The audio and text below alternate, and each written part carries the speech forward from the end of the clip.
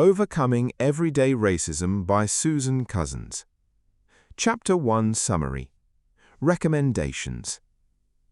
I can't make notes on this book and make videos that are an accurate reflection of the contents. This video is simply a summary of some, but not all, points of the book. After reading the other self-help and life skills books, I was able to summarize 90 pages of the books in 40 to 50 pages.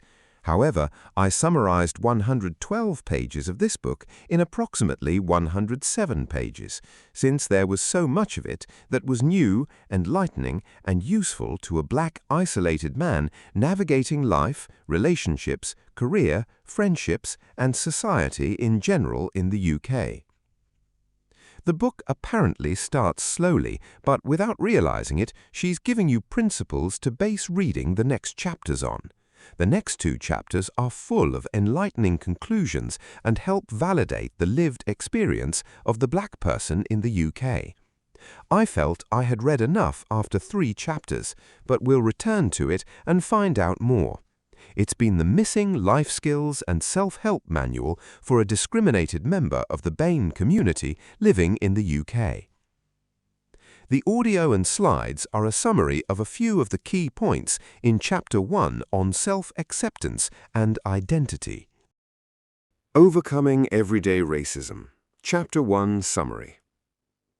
Principles of Well-Being. 6 key principles of well-being are introduced, originating from the work of Carol Reif in 1989. These are the following: self-acceptance and identity. Self-acceptance, generally having a positive attitude toward yourself, including present and past aspects of your character. Positive relationships with others. Autonomy. Environmental mastery. Purpose in life. Personal growth. Well-being is not just a feel-good factor. It involves taking culture into consideration and building a life that is balanced and engaging. Understanding identity. Identity encompasses how you define yourself and how you are defined by society based on a range of factors. These factors include family background, education, language, social activities, economic stability, skin color, and hair. Having a positive sense of identity is crucial to developing positive well-being and resilience. Physical appearance, in particular, can be seen as a top-tier factor in how identity is perceived. The Bame Classification. One starting point for discussing identity is the Bame Classification. It's used because it's the only classification that has been used in collecting data that has been collected for studies on the impact of racism and discrimination in specific research.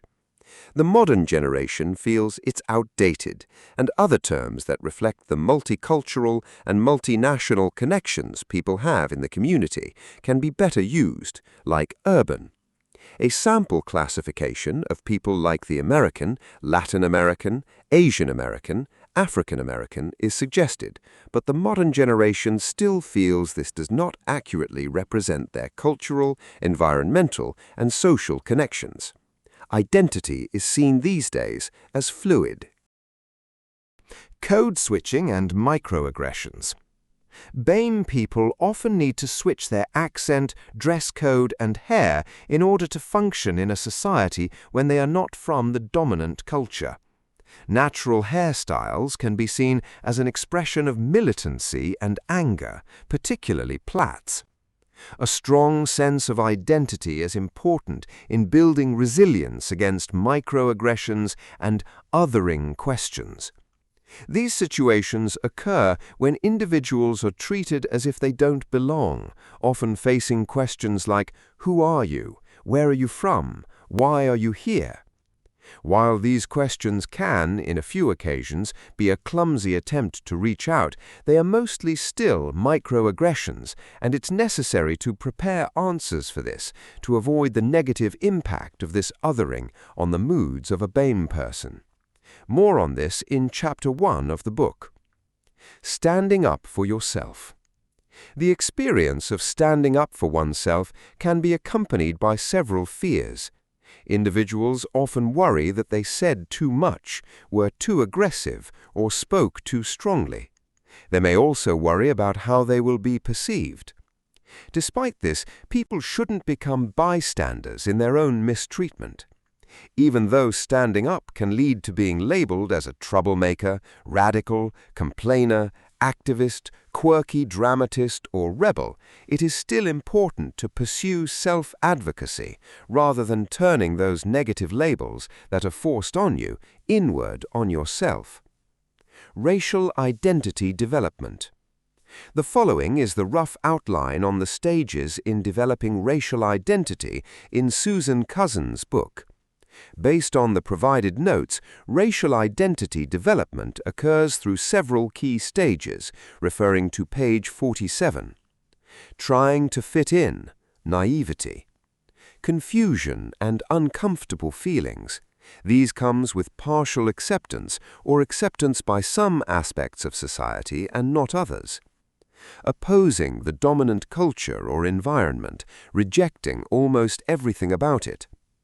Redefining yourself, exploring your origins and minority culture, such as food, customs, clothes, language, while not completely rejecting the dominant white majority culture.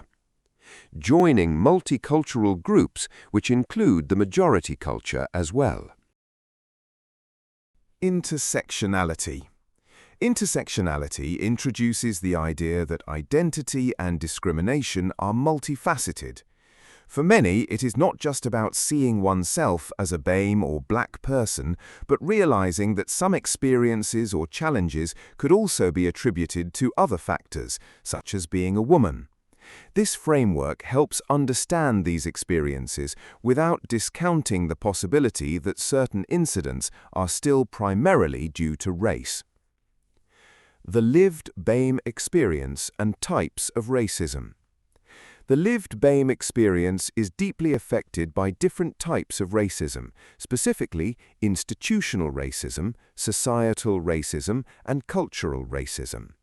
These forms systematically impact various aspects of life, including social structures, education, career progression, economic stability, social status, and overall attainment.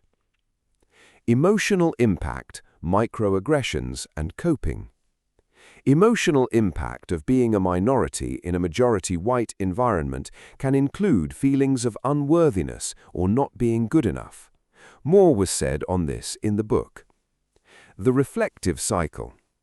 Engaging in a reflective cycle is recommended to help individuals who experience racist microaggressions, verbal assaults, etc. This will help process these difficult feelings and ultimately recover. What the reflective cycle is, its stages, and how it can help are shown in Chapter 1 of the book Overcoming Everyday Racism by Susan Cousins. Summary of Chapter 1, Identity. The idea of identity is important in BAME culture as it helps with resilience, a sense of cultural pride, which can be grounding and helps us find a community of people with similar lived experience and values. In books on resilience, self-confidence, and relationships, I saw it's important to be connected with people with similar values to you. This means you understand each other better and can share lived experiences.